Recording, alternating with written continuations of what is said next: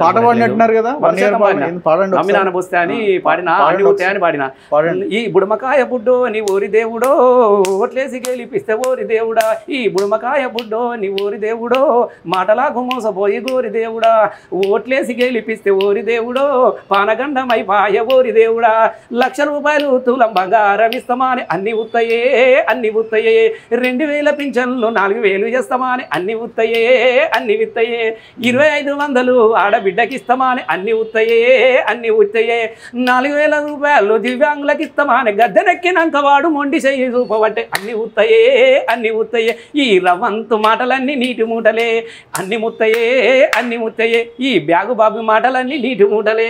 మరి ఇందులో కూడా ఒక రకమైన వ్యంగ్యము బూత్ ఉన్నది కదా? బూత్ ఏముంది చెప్పండి? 100% బుడంకాయ అన్నారు, ఎగ్జాక్ట్లీ అన్నాడు. కరెక్టే మీరు అన్నమాట. మీరు నాతో మాట్లాడుతూ ఉన్నారు, నేను మీతో అట్లా మాట్లాడట్లేదు కదా. నువ్వు రసమయ్య అన్న అంటే నేను రగన్న అని మాట్లాడుతుంటా, నువ్వు రసమయ్య గారు అంటే నేను మాట్లాడుతుంటా. కానీ ఆయన భాషకు మంచి మాటలతో గౌరవిస్తే ఆయనకు అర్థం కాదు. ఆయన నోటి నుంచి ఒక్క మంచి మాట ఎక్కడన్నా సంస్కారవంతమైన ఆ గారు మీరు అన్ననో తమ్మానగా నువ్వు విన్నావా?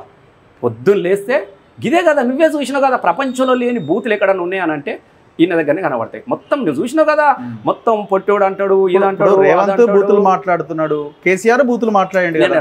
నేనేమంట గింతలేదు ప్రపంచంలో ఎక్కలేదు, లేదు ఇంత లేదు. ఆయనకు వచ్చేది రెండే 3 మాటలు. నువ్వు అన్నది నేను ఒప్పుకుంటా. ఆయన ఊత పదాల్లో 2-3 ఉంటాయి, అవి ఎక్కువ వాడతాడు. కానీ ఈ మనిషి మాత్రము ఇంకొక మాటనే రాదు. నువ్వు చూసినావు కదా అసెంబ్లీలో కూడా ఏమైనా నోరిప్పితే వాడు వీడు. నేను ఏమంటున్నా 2 ఇప్పుడు కుక్క కాటుకు చెప్పు దెబ్బ, మంచిగా చెప్తే ఈయన. కాబట్టి నువ్వు బూతు మాట్లాడితే నేను బూతు నువ్వు మంచిగా మాట్లాడినప్పుడు నేను అసభ్యంగా మాట్లాడిన అనుకో, సమాజం కూడా నన్ను అంగీకరించదు కదా. బుద్ధునాదా ఆయన ఎంత మంచిగా మాట్లాడుతూ నువ్వే మాట్లాడుతున్నారా, నన్నే తిడతారు కదా. కాబట్టి నేను కూడా పాలకుడు అనేటోడు 10 మందికి ఆదర్శంగా ఉండాలి తప్ప ఎప్పుడు కానీ నీ నడవడి ఉంటుంది. నువ్వేం మాట్లాడుతావో కింద కూడా అట్లనే మాట్లాడతారు. నువ్వు ఇక్కడ ఏం మాట్లాడతావో మా నాయకుడు ఇట్లనే మాట్లాడారు, మేము కూడా అట్లా ముంగటే ఎట్లా పోతే వెనకెందుకు అట్లా వస్తూ ఉంటుంది కదా. సాలు నాగలు దున్నినప్పుడు మరి అదే నడుస్తూ ఉంది. కాబట్టి నేను అట్లా తీసుకున్నా. అపోజిషన్ లో ఉన్నారు కదా మీరు, ఎమ్మెల్యే 10 ఏళ్ళు పనిచేసారు, అయిపోయింది. 10 ఏళ్ళు కదా, 10 ఏళ్ళు. ఇప్పుడు పదవి లేదు. ఓకే, సలాం కొట్టేటోళ్ళు, నమస్తే పెట్టేటోళ్ళు, ఒకటి సార్ అనేటోళ్ళు ఇప్పుడు లేరు కదా. ఉంటారు, సరే ఉంటే ఉండొచ్చు. మన మీ గౌరవంతో నేను ఒకటే స్థాయి ఉండదు కదా.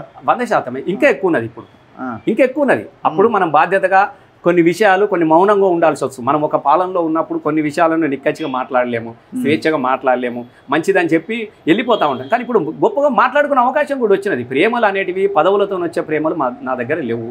నేను కళాకారుని మొదటి నుంచి కూడా ప్రజల కోసం పాటలు పాడినా.